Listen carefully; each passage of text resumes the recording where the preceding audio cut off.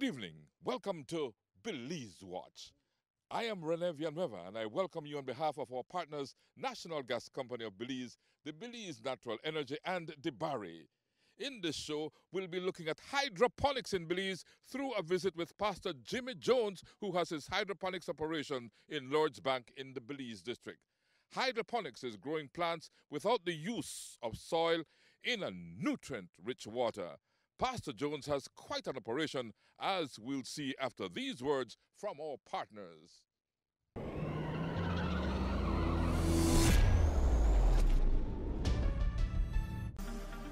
Shell V-Power, with 3 times more cleaning and friction-reducing molecules. Go well, go Shell. DeBarry stores are taking over the nation because when it comes to quality and affordability, they're #1, boasting 4 different locations. 18 Church Street in Belize City, Cardinal Avenue, Belmopan City, Park Street, Orange Walk Town, and Burns Avenue, San Ignacio, Caillou. Whatever are your needs, DeBarry store can handle it indeed. The widest variety of tablets, smart and digital phones with prices slashed to the bone. DeBarry Downtown Plaza, 27 Albert Street, Belize City is your baby specialist. We're talking about baby clothing and accessories galore, including proms, car seats, playpens. We'll fill out your baby shopping list. And if your family is looking for clothing and shoes, visit our Church Street store. You just can't lose. Then, of course, there's our popular and cozy DeBarry restaurant, offering just about everything you'd want. When it comes to food, that's good. Who could ask for anything more when you've got DeBarry store?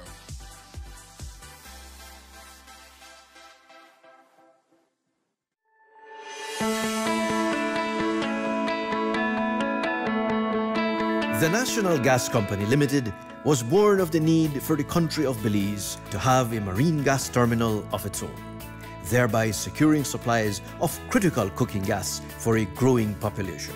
As Belize's population grew, the time came for a modern marine gas terminal that ensured safety, security of supply, and the requisite infrastructure for industry-accepted quality assurance now demanded by the people of Belize. In 2020, the National Gas Company Limited became a reality. The National Gas Company Limited is a $60 million public-private partnership where Belize's private sector would design, finance, construct, and manage a state-of-the-art national marine terminal facility and 2 complementary storage depots away from the coast. After 15 years, the National Gas Company would be fully turned over to the country and people of Belize at no cost to the taxpayer. The National Gas Company of Belize, fueling Belize forward.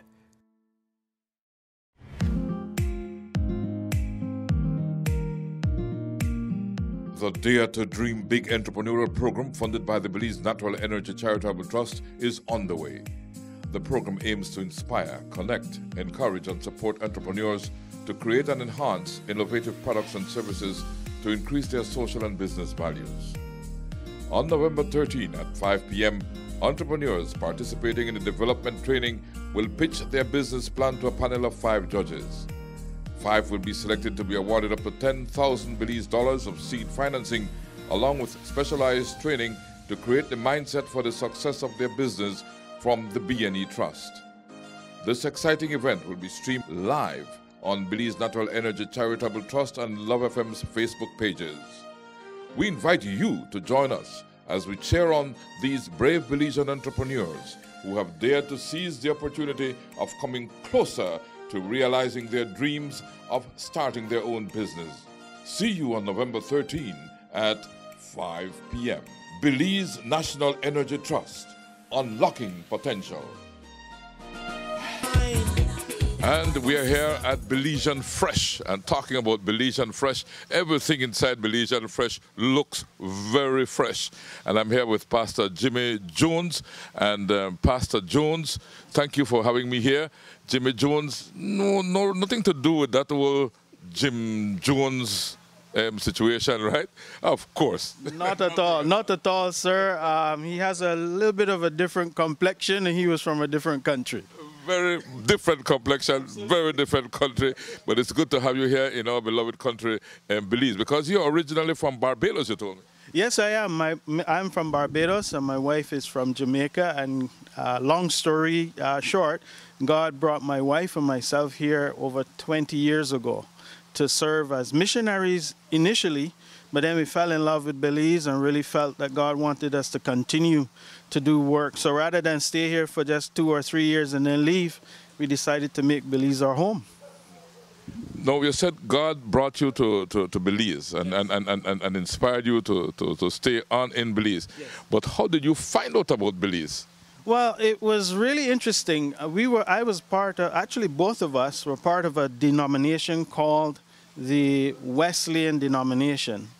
And they had a mission trip to Belize in 1997. Now, I heard of the mission trip in 1996. And I love animals a lot. I love jungles. I like the wild. I like to see the jaguars and stuff. So Not much else in Barbados, right? no, not much of that in Barbados, to be honest. Not much of that. And I happened to be watching a documentary a few weeks after I heard about the missions trip to Belize. And I saw a documentary about Belize, and it had the jungle and the birds, the toucan and the jaguar and tapir. And man, I fell in love with the ambience of Belize. So it piqued my interest. So I spoke to my pastor back then, and he told me he wanted me to go. So I decided to go. So that's how I heard about Belize. Came in 1997 and was part of a mission team. It was a large contingent of about, I guess, about 30 people. And when we left, my wife and I, God spoke to us individually. When we came, we weren't husband and wife. We didn't even know each other. Okay. We were in 2 different relationships, hoping for marriage. But when we left Belize, I went back to me to Barbados and she to Jamaica.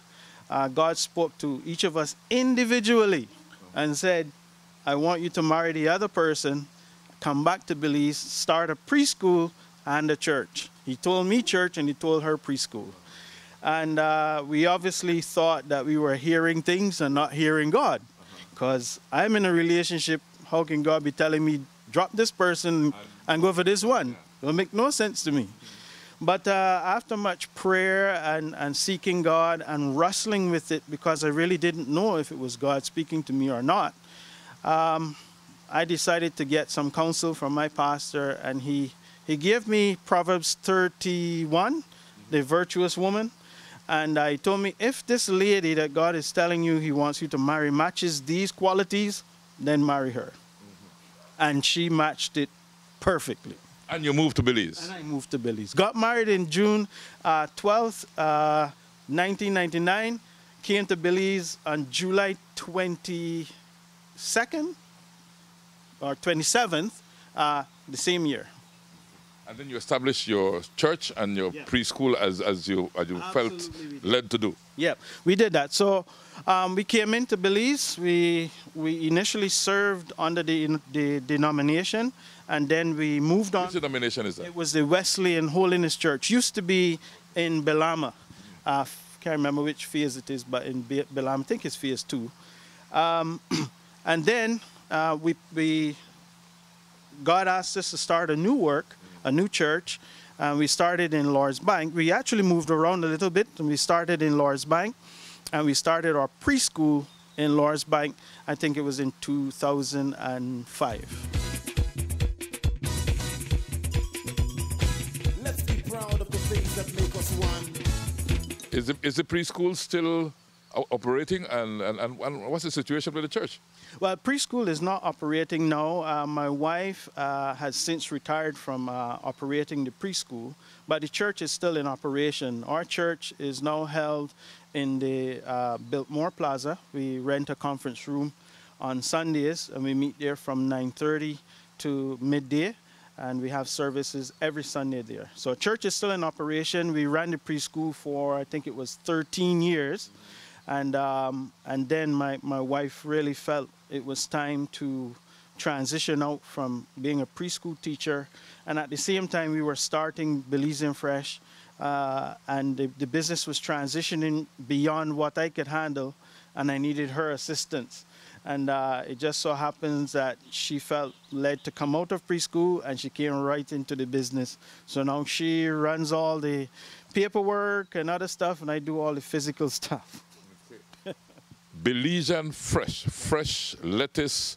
What are they producing at Belizean Fresh? So Belizean Fresh, we produce a lot of lettuce, but we also produce kale, arugula, parsley, and any kind of leafy green. We do collard greens, all kinds of things that we do. We can grow spinach, we can grow anything.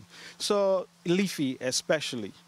We've even ventured into bell peppers and a little bit of tomatoes before, but we felt that other farms had that market pretty well secured.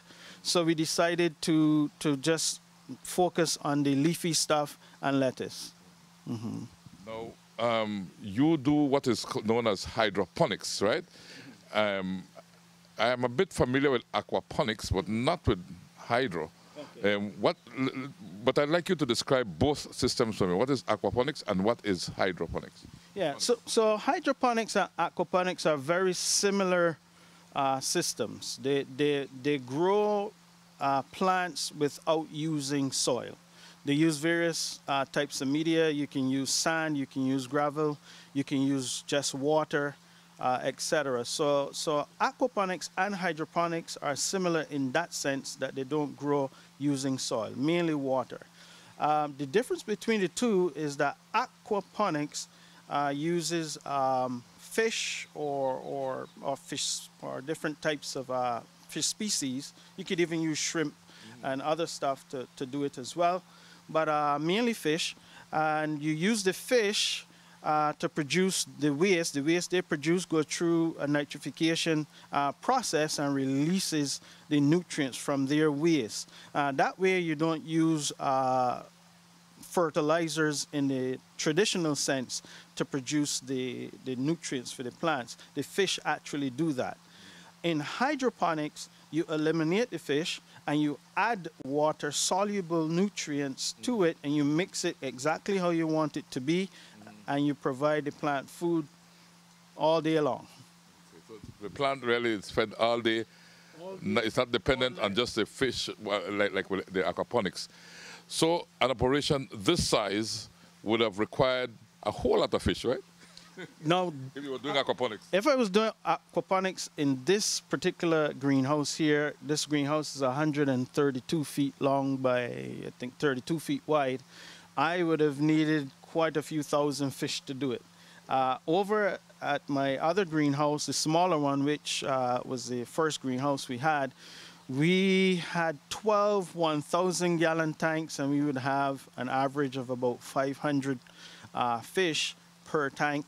But we only had 2 to 4 of those tanks connected to the aquaponic system, because adding all those fish to that small space would have been too many nutrients for the particular plants. But then we stopped aquaponics because we really wanted to concentrate on high production, and we had a lot more control when we did hydroponics than when we did aquaponics. With aquaponics, you're managing the fish and you're managing the plants. But with hydroponics, you're just managing the plants. So if you have a fish problem, it can affect the plants, because if you treat the fish, whatever you're treating the fish with could mess up the plants. And if the plants have a problem and you treat the plants, it can mess up the fish. Okay. So that created a problem that I thought was too much of a risk if I wanted to be a viable commercial farm. So I had to eliminate the problem, which was the fish, although I loved growing my own fish. And now in COVID, I miss raising my tilapia fish. I could go in the yard any time of the day, catch our fish, dip a net, and snatch up a 2-pound fish, fillet it out, bake it, whatever I want, and I had it right in my yard. Yeah. And I really miss it. So we actually hope to get back into aquaponics in the very near future. But let's go to the beginning. Sure. How did you start? What was your starting capital, and how did you go about starting the business? So the start of the business was kind of interesting. I had a situation, as I mentioned earlier. I'm a pastor. We came here as missionaries, And then we decided to stay on. And we came up to Lord's Bank. We started ministry and preschool here. But the church wasn't providing enough income to provide a salary. So I'll be honest, I'll give you a little bit of insight. Pastors get frustrated as well. And I got frustrated and I said, God, there's no way you could have called me all the way from Barbados, my wife from Jamaica, brought us here to Belize.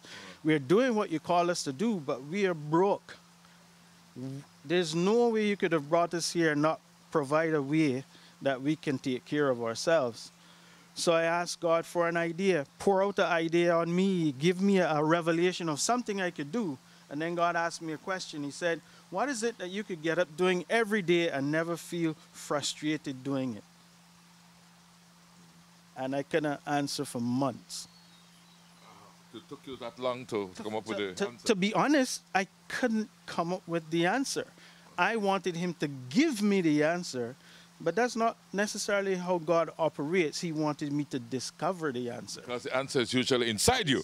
Always inside you. He placed the answer inside and he wanted me to discover it. So after wrestling with it for months, I decided to take this approach. I said, let me go back to when I was a child and see what it was that I was truly passionate about when I was growing up. And I remember my father used to take me to a place in Barbados, don't know if it still exists, called Otherson Plantation. It was a plantation, used to be a sugar plantation, but then the owners turned it into kind of like a small zoo. So they would have snakes and different animals there. But one of the things that they had that was really impressive, they had some big cement ponds. I'm talking about like 20 feet wide by 50 feet long and about 15 feet deep. And they had carp, but the colored ones. They call them koi. The orange and red and the white and they had them and they were like 2 feet long. I was, wow, how could you do this? So as a child, that really fascinated me. So from that memory, I said, what about fish farming? And I started to research fish farming. I started to research tilapia farming. At first, I wanted to do it in earthen ponds, where you dig the ponds in the earth, and then you grow the fish in the ponds. But I didn't have any land. So to get land would have cost me too much money to do it in a way where it would be commercial. Plus, the equipment involved in commercial tilapia farming is quite expensive. So I continued researching fish farming, and I came across aquaponics. When I came across aquaponics, which is a combination of aquaculture and hydroponics, my mind was blown. I don't know if any of you have ever had this in your lifetime, but it was like eureka. The light bulb came on in my eye, in my head. I can do this. I can definitely do this. So I went on a journey for months studying aquaponics over the internet alone. And I would study like I was in university. I'm talking about 6, 7 hours a day, just researching the system, researching the ups and downs, the ins and outs, the pros and the cons, the different approaches to it. And until I saturated myself with so much information that I couldn't learn anymore. It became boring to just read. Now I needed to do it. Through a series of events, a missionary was passing here, a missionary from Florida. So let me come back and then go forward. So I had a passion, so I needed to start. So I bought those big vats that used to be in those cages, those white ones that used to have oil in it. Right. I bought one of those, cut off the top, clean it out, and I went to fisheries and I bought, I think it was 60 fingerlings from fisheries. That time it was in Belize district, but now it's in Cayo now. And I started in my veranda, and then I started to raise the fish. And a missionary passed, knocked my door, and said, "What is this that you are doing in your veranda?" And I told her, it probably was stupid at the time, but I told her, I'm starting a fish farm. And I was only in my veranda with a little container with 60 fish. Yeah. But that was the vision, so I was speaking what I was seeing in the end, not at the beginning. I'm familiar with those visions. Exactly, Yeah. correct. So I spoke it, and she was absolutely blown away. So what she did was she went back to Florida, met with her congregation, told them she met this interesting pastor in Belize, starting a fish farm in his veranda. Long story short, her group met. They had, I can't remember what, a trust fund that a missionary, that a member left. It was quite sizable, and they would take the interest from it every year and use it for missions. And she submitted my idea to the group, and the group sponsored investing in our idea, and that's how we got our start. And that was the first building, the first building that we went to, correct. that is where you started. Yes, that's and you started with the aquaponics, like you said. We started with aquaponics first. With the fish. With the fish and the vegetables. Let's be proud of the things that And how did the transition to hydroponics come about? Right. So we started aquaponics, and it was going exceptionally well. But then we had some situations where, well, when you are new to farming, you kind of learn by a lot of knocks, a lot of mistakes. All of us, when we go through things, Correct. learn by knocks. Trust me. We allowed a group of people to come in to the farm one time, and they brought in a disease with them. I mean, they didn't know, and it came in on their clothing. And within a week after they left, we had a severe disease that wiped out all the crops. And we had to tear down everything. Then we had another event where we had severe humidity during that particular year, and as a result, we got a lot of root rot, because you're dealing with roots actually in water, and if it's not oxygenated well, and if it's not circulating well, etc., you'd run into problems. And I could not fix the root rot problem. When I tried to fix it, the only way I could fix it was to disconnect that system from the fish, disinfect everything, and start all over again. But it was so labor intensive to do that I said, this is too hard of a job to keep doing over and over again. Yeah. So I had to make the hard decision that I needed to decide, am I doing this as a hobby or am I doing this as a business? If I'm doing it as a business, I need to eliminate as much risk as possible. Exactly. I need to position myself to succeed as much as possible. Exactly. So I eliminated the fish, and I just concentrated on the plants, and then from there is where the hydroponics started.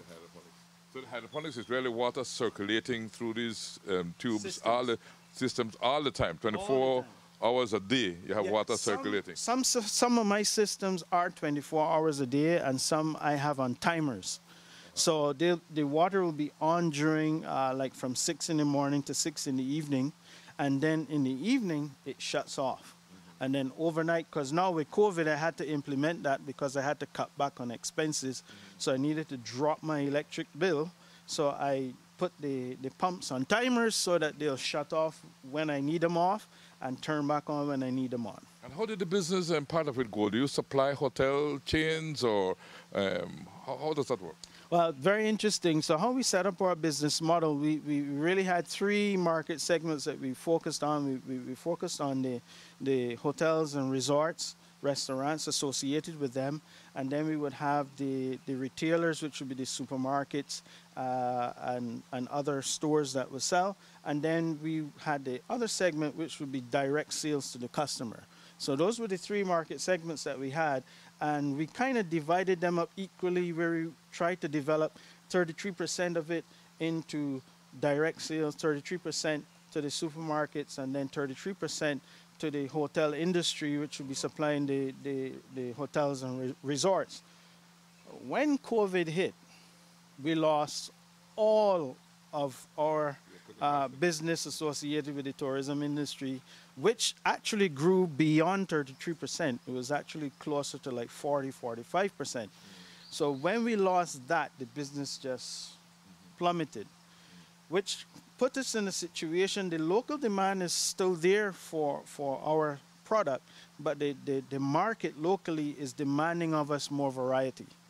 For us to supply more variety, we need more space or more greenhouses to grow the variety, because the demand for lettuce locally is still the same and growing, so we can't cut back on the lettuce production. We actually have to increase it. But the demand for other types of produce is also there, so we are now trying to position ourselves to attract funding one way or the other. We're trying to get on the government programs that will be coming sometime in August. We're trying to see how we could qualify, so that, because we have all the materials to build a greenhouse, except we don't have the money for the labor to build a greenhouse. Let's be proud of the things that make us one. Hydroponics in Belize with Pastor Jimmie Jones of Lordsbank will continue after these messages. This is Belize Watch. Get a chance to win one of 13 great prizes with BEL's Customer Rewards. To qualify, all your residential or social electricity accounts must have no arrears by November 30th, 2021. You can win a family vacation to Grand Caribbean for 2 nights, or exchange for a $1,500 grocery voucher. 2 nights family vacation stay at Blues Inn, or exchange for a $1,500 grocery voucher. And 11 winners of an $800 grocery voucher. Remember, to qualify, all electricity accounts must be cleared, and prizes will be awarded to the account holder. Win big with BEL's Customer Rewards.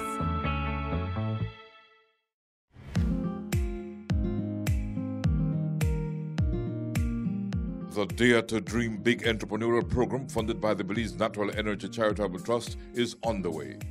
The program aims to inspire, connect, encourage, and support entrepreneurs to create and enhance innovative products and services to increase their social and business values.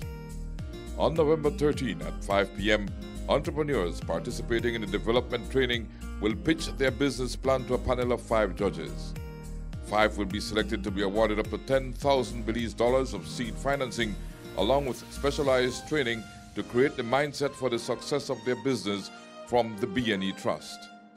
This exciting event will be streamed live on Belize Natural Energy Charitable Trust and Love FM's Facebook pages. We invite you to join us as we cheer on these brave Belizean entrepreneurs who have dared to seize the opportunity of coming closer to realizing their dreams of starting their own business. See you on November 13 at 5 p.m.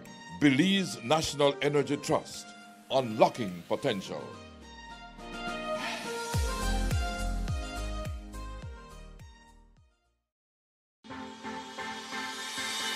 The Barry stores are taking over the nation because when it comes to quality and affordability, they're #1, boasting 4 different locations. 18 Church Street in Belize City, Cardinal Avenue, Belmopan City, Park Street, Orange Walk Town, and Burns Avenue, San Ignacio, Caillou. Whatever are your needs, the Barry store can handle it indeed. The widest variety of tablets, smart and digital phones with prices slashed to the bone. The Barry Downtown Plaza, 27 Albert Street, Belize City is your baby specialist. We're talking about baby clothing and accessories galore, including proms, car seats, playpens. We'll fill out your baby shopping list. And if your family is looking for clothing and shoes, visit our Church Street store. You just can't lose. Then, of course, there's our popular and cozy DeBarry restaurant, offering just about everything you'd want. When it comes to food, that's good. Who could ask for anything more when you've got DeBarry store?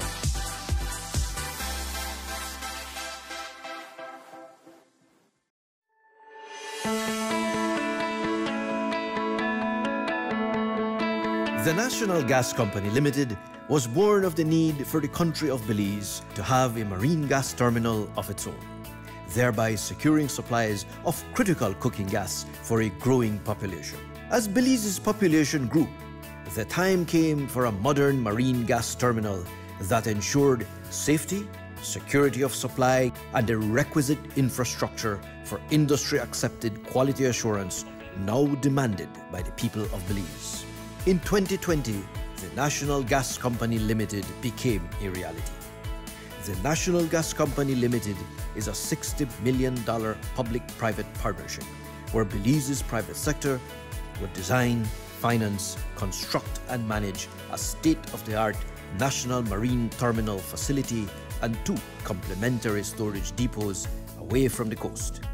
After 15 years, the National Gas Company would be fully turned over to the country and people of Belize at no cost to the taxpayer. The National Gas Company of Belize, fueling Belize forward. Shell V-Power with 3 times more cleaning and friction-reducing molecules. Go well. Go Shell. Hydroponics, playing a role in the development of Belize. On behalf of our partners, Shell Belize, National Gas Company of Belize, the B&E Trust, and the Barry Stores.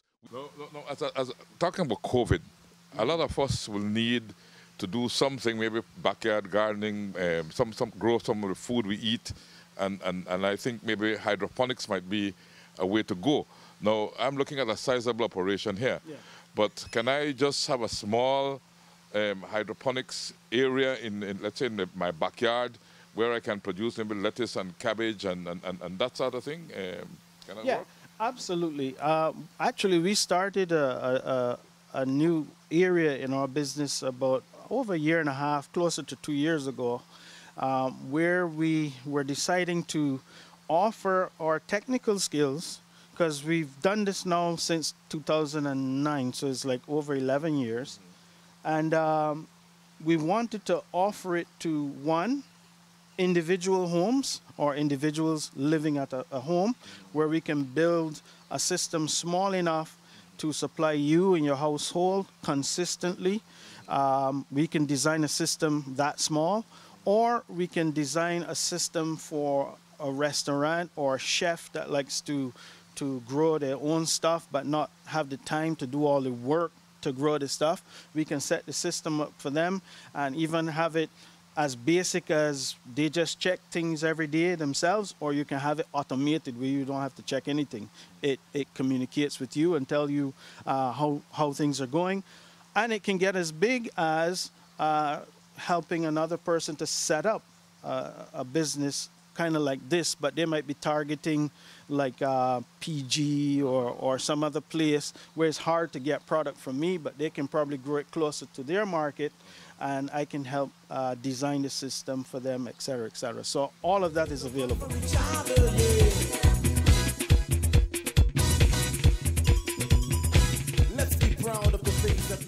So mine is obviously the traditional way of planting things, which is you dig a hole in the ground and you put in a seed and it grows. That all of us are familiar with that. But this is a whole different way of doing things, of producing food, right? For me, I grew up in an era in the 70s where, for some strange reason, we were taught to hate agriculture. I think the whole Caribbean. The whole Caribbean, in Barbados, Jamaica, everywhere, we were taught to kind of despise farming, that it was a poor man's job, and it was an office job and that kind of thing. Which office job is fine, but let me tell you, you know who I see driving the big SUV trucks? The farmer. The farmers. You ever check Spanish Lookout and see the kind of vehicles they drive? I don't envy them in a negative sense. I just think that we've lost sight of the power of producing food and controlling your own food supply. We've lost that. And the entire Caribbean now, who used to grow food for themselves, are now relying on imports. The import bills across the Caribbean are horrendous. And we came from cultures that used to be self-sufficient. And we completely lost that beginning in my generation. So it's a sad state of affairs that we've lost that. Now, all that said, I don't particularly like digging in the soil. It is hard work. Big respect to the farmers who grow in the soil. I still think it is one of the easiest ways to get in terms of capital, You don't have a lot of technical equipment that you need to get. As long as you have a basic idea of the soil composition and the floodplain, whether you're in a flooded area or not, anybody can start in the soil, even if you don't have a lot of knowledge. But I particularly wanted to produce large volumes of crops in a very small space. Yeah. And to do that, I needed a different technology, and that's why I came across aquaponics and hydroponics. Okay. Now, if I look at what you have here, right behind us here, yeah, right? How much soil would it take to produce what I am seeing in here? Right? Well, it would take, to be honest, to produce this quantity, I would say nearly a quarter acre. Quarter acre, and you're doing it in just a small space. A small space, because you're talking about beds that are going to probably be 2 to 3 feet wide, and then in between each row you have another 2 to 3 feet of walking space.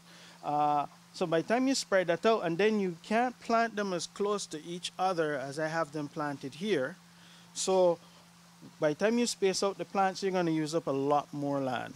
So, and then the interesting thing with hydroponics and aquaponics is that we keep reusing the same water over and over and over. The same water you use, right? Yes, it's not new water coming in. Okay.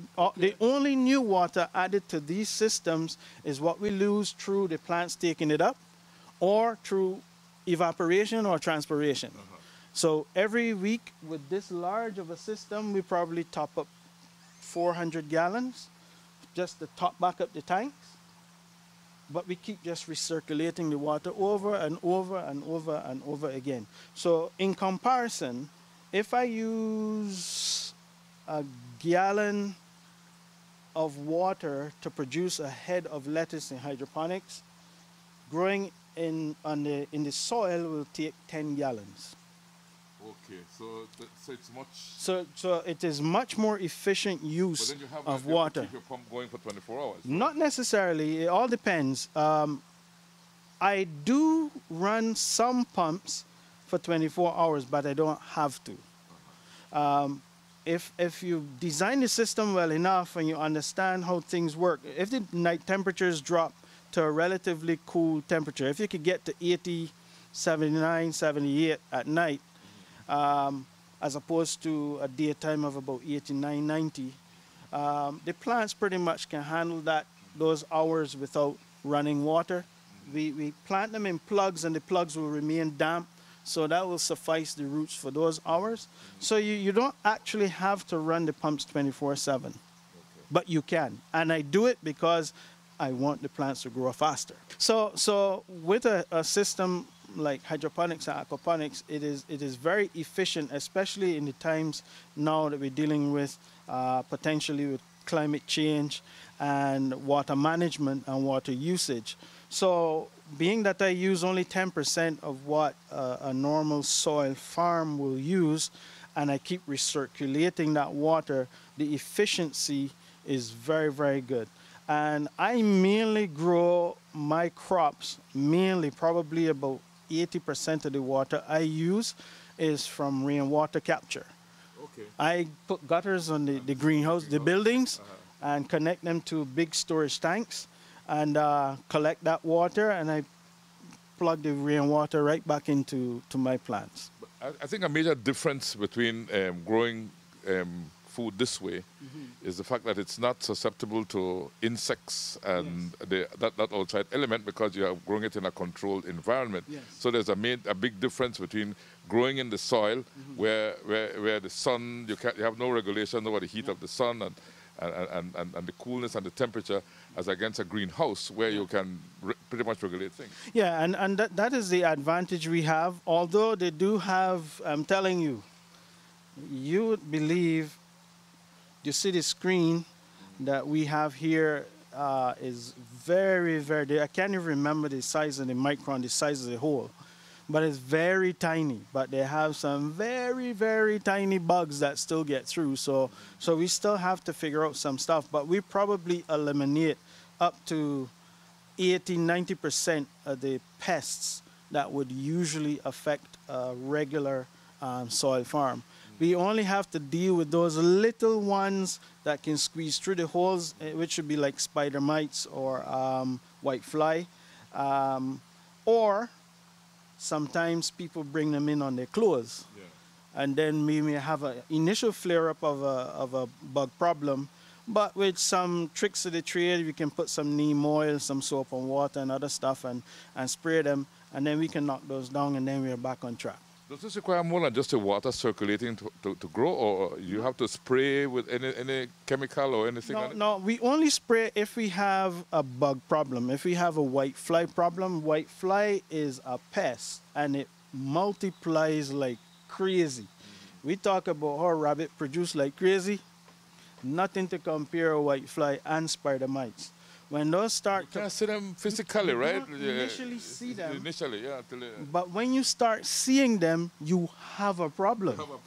Yeah, so when you see them, you have a problem. It's not that one you saw or two, it's hundreds, so or even thousands of them. So then you have to spray, but we try to eliminate the harmful chemicals by using homemade stuff, organic stuff that we can use that won't be harmful to the public. So we would mix up neem oil is from a tree, a neem tree, and we get that, and it's an insect repellent. So we use that. We can use soap and water.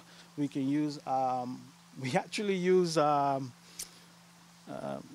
habanero pepper. We grind it up in the thing to get and soak it in a solution, so that peppery thing would be in the water, and when we spray it, bugs, they're gone. They hate it. It don't smell nice, but it does the job. Now look at the initial investment and standing in a greenhouse like this. What would it cost more or less to? Well, I don't think we could start with something as big as this anyway. But starting this big, but to start up, what would a greenhouse run you? Let's say a reasonable size, but half the size of this. To me, if a greenhouse could run you, if you build it yourself, you can probably do a greenhouse for $15,000. But this size greenhouse is way more expensive than that, because this has a cement foundation instead of soil, all kind of stuff, especially for the geography where I live. In 2008, when we had the big flood, we had 8 inches of water on this property alone. So I had to build the foundation to prepare for that. So I went crazy and I make it 3 blocks high. So you can't get up there. If you get up there, it's a tragedy in Belize. So I was trying to compare the initial investment in this with regard as of to planting traditionally in soil. You cannot compare costs. The cost for traditional farming is way cheaper by far. So I have to give you that. You can, your initial cost, if you have a house, you live on a property, and you have a 20 by 20 square plot space, all you need for that is the labor to till the soil, maybe some fertilizer to add some nutrients to it, and then your seed, and then water either from BWS or from rain or whatever, and you're good to go. To do this, you can go as small as not needing a greenhouse to a small hydroponic system where you can produce 150 to 300 plants, and that initial investment for something like that will probably be somewhere between $500 and $600 Belize dollars. No, not too bad. So you get your pump, and everything, and those will be in the shots that you guys will see. And $500-600, and it can keep going up, all depending on the size. Yeah, as you want. And we can offer that technical skill. We can build the systems for you and offer them to you. Comes with a pump, comes with fully designed, and we will even supply the plants with in the plugs, everything, so that you just get going. But eventually down the road, you save more. Yes. Because you're able to produce more and in a safer environment, right? Yes, you produce more in a smaller space, and it produces faster, you can pretty much control the outcomes, especially if you keep in contact with me, because if you run into problems and you ask, then I can, right. Well, I will troubleshoot and be able to help you to solve some of the issues. But one of the big perks of growing with hydroponics is that it eliminates the back-breaking work of weeding and pest control, especially if you're in a greenhouse. So you put this here and you leave it alone, and that's it. Yeah. Now, how quick would I get a head of lettuce as against here, as compared to if I plant it in the ground? All right, well, right here we can do lettuce within 5 to 6 weeks, depending on the time of the year. The cooler it is, the faster the lettuce grows. So we can go from 5 to 6 weeks in this setup. In the soil, we'll probably run somewhere between 7, 8, 9 weeks. So it's longer in the A soil. little longer in the soil, yeah. Yeah, a little longer in the soil, yep. Very good. So looking at this, your electricity bill must be kind of high, no? Well, it is, but it's not as high as it used to be. Through DFC and CDF, I think it's Caribbean Development Fund, we were able to get grant funding for 2 solar systems that are grid-tied solar systems. So they are tied to the grid, to BEL, and they assist us during the daytime. We don't have a battery backup system because battery backup is quite expensive. But so we were able to attract a grant for 2 4-kilowatt systems. So one is on this greenhouse, this current greenhouse here, and then one is on the other greenhouse. So it assists with decreasing the electricity bill about 35% per month. Yeah, which is significant for a business. And I guess eventually you'll try and get in more solar panels. I want to get battery backup because then no. Oh, battery backup, yeah. Because no, then I can use store your energy and then use it when you need it. Yeah, and get the batteries at night. Exactly. You know, so then that will decrease my production costs, and then I can pay my people a little better too.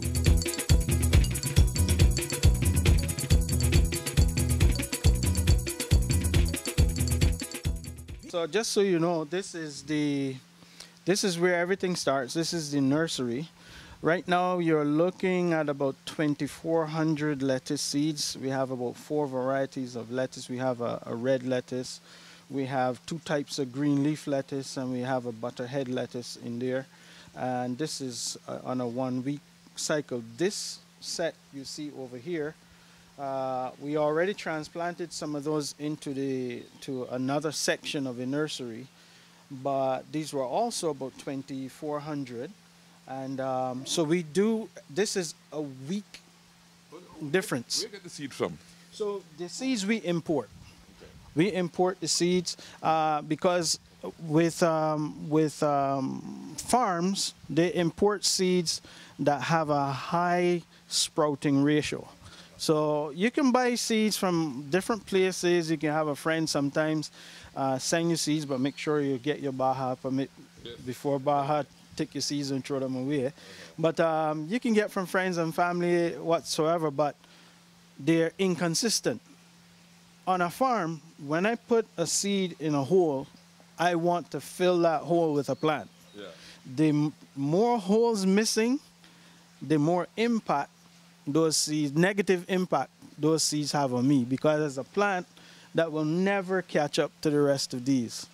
So that will go on another cycle. You can see the difference between 1 week here. In the open, birds would go after these seeds, in right? the open, caterpillars, wish willy, iguana, all kind of thing would be attacking these. And now I think somewhere either in the west or the south, I think it's the west, where they might be having, what do you call them now, the grasshoppers, locusts that might be coming in. So if you leave stuff like these out in the open, they'll be gone.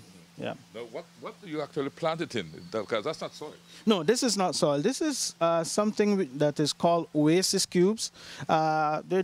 if you ever go to a hotel and they have those artificial plants stuck into something, Yeah. that's the same material. It's the same material that they're stuck into that we use to grow the seeds. Why? Because it is somewhat like sponge in that it holds. Looks like a piece of sponge. Right. Can I touch it? Yeah, you can touch it definitely, but you'll see like a sponge, it doesn't come back. It doesn't come back. It's Right, it stays. Right, Right. right. It'll stay. Right. So it's not sponge exactly, but it is very porous, so it absorbs lots of water. So when you wet it, the roots will be constantly fed because it has that moisture around it all the time. Yeah. So we import those as well. So you can supply Yeah. these, right? Yeah. And this is what it looks like, This right? is kind of what it looks like. Okay. There it is. And each hole there. And each hole will be a seed. Yeah. Each hole will be a seed. A seed or 4 or 5, depending on the type of plants you grow. Okay. And after we are through with this now, where do we go? So you see how these ones here, the holes are much closer? The ones over there for the next section of the nursery, the holes are even closer. Okay. So you spread them out, you put them there, because right here they're really close. But as they start to grow, you want to give them a little bit more space, but not yet in here because they're too small. And then when they finish over there for about a week or 2, then we bring them here to the main production system. We are really at the end. Is at the end of the production We are chain. at the end of the production chain. That's exactly it. Let's be proud of the things that make us one.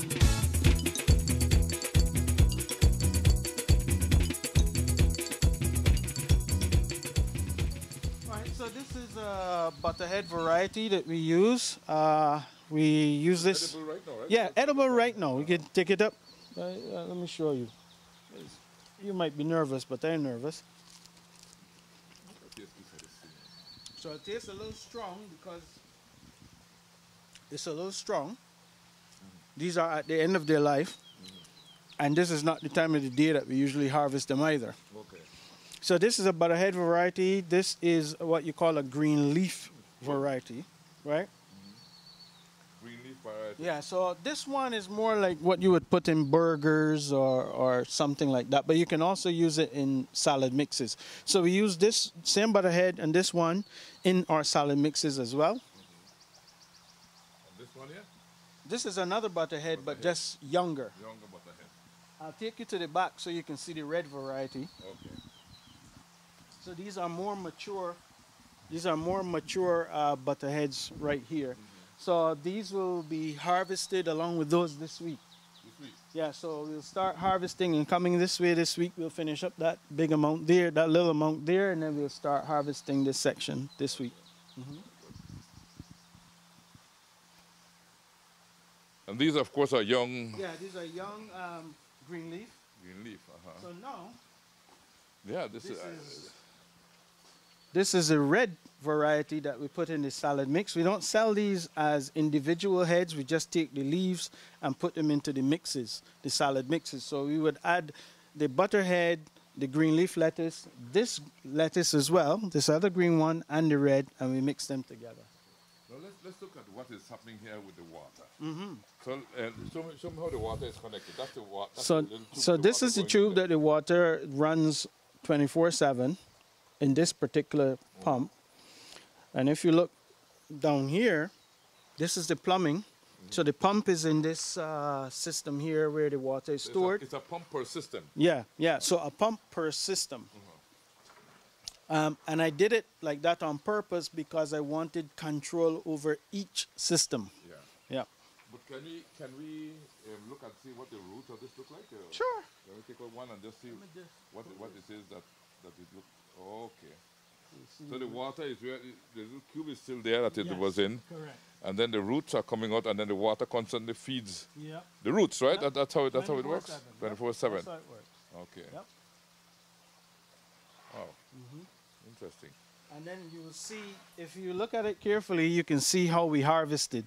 So you see we harvest and come this way, and as we harvest, we replace it with new plants. Oh, so these are the new ones. Yeah, so these are new ones. These are about to be harvested. These are going to be harvested, and then we'll transplant more and just keep following it.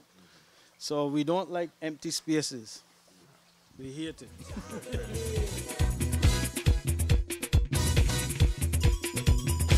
Let's be proud of the things that make us one.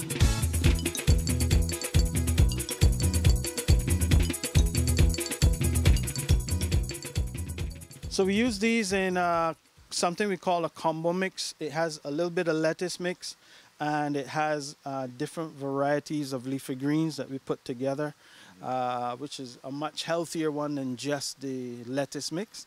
So these are very, very healthy. Very.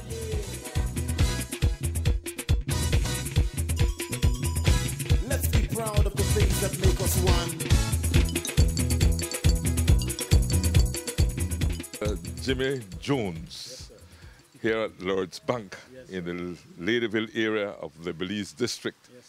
Right, I want to thank you so much for taking time out to show me what is hydroponics versus aquaponics, the difference between growing this way and traditional soil growing, and the fact that you're available for advice to anyone who would like to learn more about hydroponics.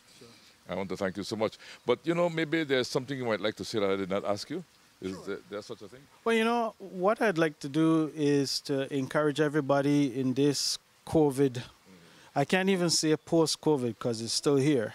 So during this time of COVID, everything has changed. The normal has become not a new normal, but we got to deal with our current normal, because the current normal could be a different normal tomorrow, all depending on the situation.